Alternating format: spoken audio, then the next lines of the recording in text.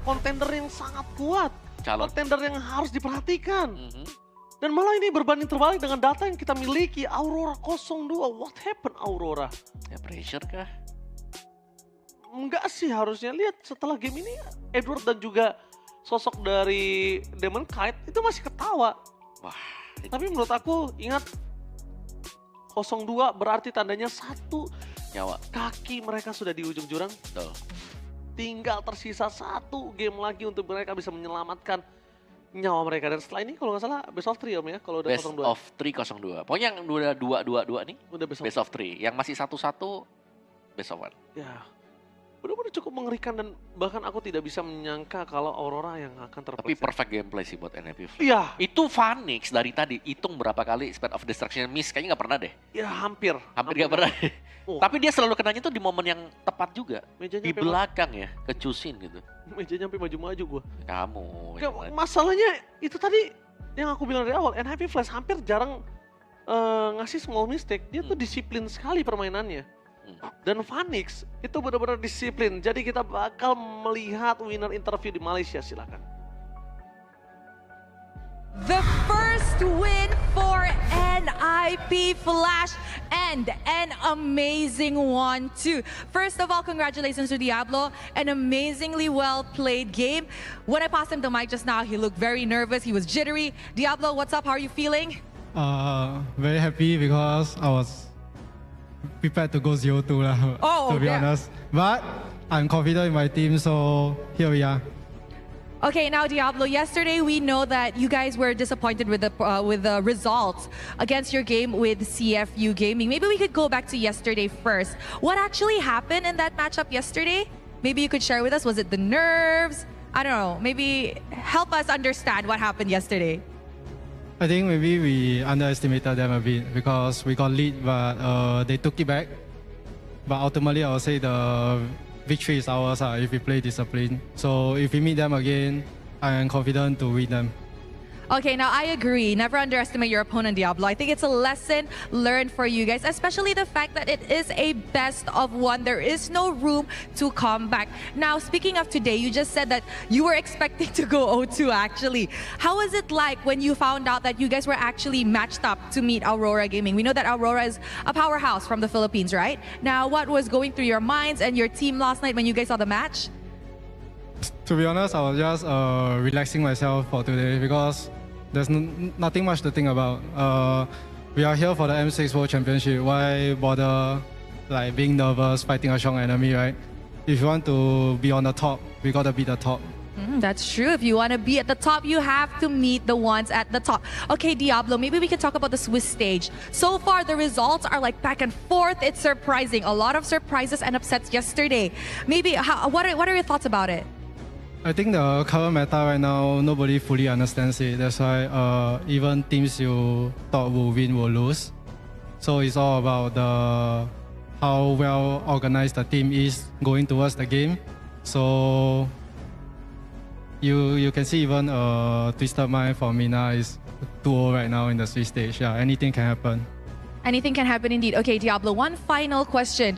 You are known to pick unorthodox EXP laner, and just now the moment you got the mic, you're just like, I think I'm made to play tank EXP. What do you think about the meta right now? Do you prefer this, or do you want to go back to your Bennett Badang meta? To be honest, I can play tank EXP like it's not that hard to be honest. If I can play damage, what's so hard about tank? It's just I'm more used to being the backbone of the team, but right now I don't mind just playing all these heroes, you know. And I just want to prove the adopters wrong because they think without Benny, I'm not a good EXP laner, so we shall see about that. Man has come with a mission to M6, not just trying to win, but also trying to prove the doubters wrong. And with that, thank you very much to Diablo. Let us go back to the panel to break down what happened against the match with Aurora. Diablo ya, apapun yang diberikan ya udah main. Tapi dia itu salah satu EXP lane yang cukup konsisten menurut aku di Singapura ya. Iya. Karena udah cukup lama dia. Lama sih. Tapi sebenarnya menurutku sih pemahaman hero-hero buat dimainkan di EXP juga ya, karena basically dia kan bukan yang meta banget ya. Iya. Ketika dia pakai yang meta kelihatan jadi bagus banget jatuhnya. Dan bahkan kalau misalnya aku lihat ya, permainan dari Diablo ini, aku agak cukup kaget makanya ketika dia tadi menggunakan hero EXP Elite yang cukup pasif. Ya Karena kebanyakan yang kita sering saksikan, Diablo ini menggunakan hero EXP Lane yang sangat aktif, agresif. membuat momen. Dan kalau Hylos itu adalah salah satu EXP Lane yang sangat pasif, yang memang kita tahu dia dibuka untuk ngebuka badan, ngejegal untuk jungle, ngezoning out, ya that's it. Yep. Jadi ketika itu terjadi di Diablo, kayaknya nggak ada orang yang fokus sama Diablo. Padahal tadi ketika turtle yang didapatkan oleh Hades itu berkat Diablo. Karena JPL dan Diablo itu dua arah yang berbeda. Tapi kita tentunya seperti biasa akan dibelah build dan juga emblem bersama dengan Om Wewe. Wah, ini benar-benar sebuah kejutan ya. Lagi-lagi ada mungkin upset sih, pasti upset karena banyak yang guest coin-nya hilang juga pasti ya. Tapi dari Aurora yang mereka harus tumbang di tangan NIP Flash tadi, bahkan tadi sempat terlihat team wipe juga. Domeng bukan jawaban dengan Beatrix dia karena Phoenix lebih di atas ternyata ya, dengan item-item attack speed yang dibawa oleh Phoenix dan juga dengan Spare of Destruction yang right on target, yang membuat NIP Flash selalu bisa memenangkan duel team fight yang cukup kumpul ya. Memang ada Chusin di tangan dari tim Aurora MLBB, tapi Chusinnya ditargetkan karena dengan Spare of Destruction yang membuat Yue nggak bisa kemana-mana, langsung di lock dengan Phoenixnya dan tumbang juga, ada 5 poin dead bahkan ini untuk Chusin. Dan yang kedua sebenarnya musuh utama untuk Chusin sendiri adalah Yif yang diambil juga, yang jatuh ke tangan Kurtisi, dan Kurtisi dengan positioning dia dan ini memberikan efek slow ya. Dan kalau kalian mau tahu kenapa mungkin Yif ini bisa menjadi lawan buat Chusinnya, karena efek slow dari Void Crystal yang membuat Lantern Flare ini nggak bisa kena atau nggak bisa buat mengejar lawan lagi. Jadi ya pilihan buat Chusin antara lebih nabrak lagi, mungkin flicker ke depan atau maju ke depan, atau yang dengan mundur kembali. Dan kalau mundur pun ya Void Crystal ini udah akan mencicil ya HP yang dimiliki dengan Chusin juga. Dari emblemnya sendiri, basic common emblem ini buat Chusin jelas ya, dengan movement speed semuanya, agility, wilderness blessing, ada impure rage juga yang dipakai. Tapi kayaknya Om, kalau ngomongin itu, Phoenix ini membuat Yue itu kayaknya Yue nggak ngepredik pergerakan Phoenix sih. Kayak Moskov yang cuma punya flicker, itu flicker buat Yue itu kayaknya emang target spesifik ya. Target spesifik karena kayak gini loh, kayak aku Chusin nih, aku butuh waktu buat angkat kamu. Tapi dia udah, kita cepet-cepetan aja, kalau aku keangkat aku kalah. Kalau dia udah jadi itemnya lebih. Terus dia udah flicker, pakai flicker lagi dideketin, flicker, ditempel. Kan kalau misalnya itu kan kalau nempel agak cukup sulit juga. Terus juga bisa didorong mundur lagi kan. Iya. Jadi kalau menurut aku tadi nggak expect banget dari Yue ini bisa Phoenix ya fokus ke dia. So kita bakal langsung lihat aja di mana postage-nya, di mana Phoenix ini benar-benar menjadi ujung tombak yang dikasih waktu dan dia memanfaatkannya dengan sangat baik. Ya, dan bahkan semua objektif nih ya didapatkan dengan NIP Flash juga. Dari turtle-nya masih dimenangkan NIP Flash, Lord-nya juga didapetin ya dengan NIP Flash, bahkan pencurian-pencurian untuk purple buff yang cukup banyak diambil oleh NIP Flash. Dan dari tim Aurora, Edward sudah menahan badan dengan cukup baik ya, tapi kita tidak melihat juga karakteristik dari hero-hero yang biasa dibawakan oleh Edward itu sendiri, karena biasanya dia bisa menangin buat laning di XP lane dia, tapi sekarang dia cukup berimbang nih karena lawannya juga Hylos yang langsung diambil ya. Jadi ya mungkin teman-teman juga ngelihat bagaimana Hylos ini sebenarnya masuk ke dalam ban untuk beberapa match yang sudah berjalan tadi, gak pernah dilepas sama sekali buat Hylosnya, dan jatuh ke tangan NIP Flash. Dan kalian bisa melihat impact dari Hylos sendiri ya, team fight-nya dia strong, tapi kalau untuk laning juga dia nggak bisa langsung di instant pick off ya. Dan ini untuk MVP by GoPay kita akan jatuh ke tangan harusnya sih Moskov, tapi bukan, ternyata ke arah Hades karena dengan total damage yang sangat besar. Di depan sana Hades juga still terhadap objektif netralnya itu sangat baik, dia manfaatkannya dengan maksimal. Targetingnya juga oke.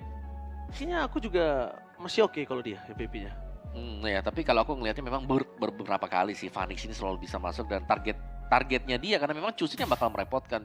Terlalu banyak hero yang bisa ngedash ke belakang, yang membuat Yue nggak bisa bergerak juga. Ini Joy bahkan ini sempet nih ada di sampingnya si Yue. Iya loh.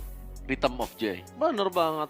Dan itu dia pergerakan dari NIP Flash yang mungkin membuat kalian semua kayaknya gagal untuk mendapatkan koin tambahan. Tapi kita sedikit lihat highlight-nya apa.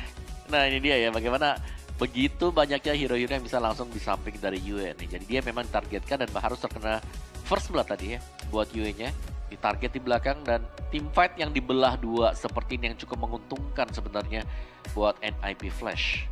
Karena di belakang sana ya selain dikocar-kacirkan dengan adanya Moskov plus Joy, di depan ini ada badan juga loh. Jangan lupakan Diablo yang bisa masuk juga nih bersama dengan JPL nih.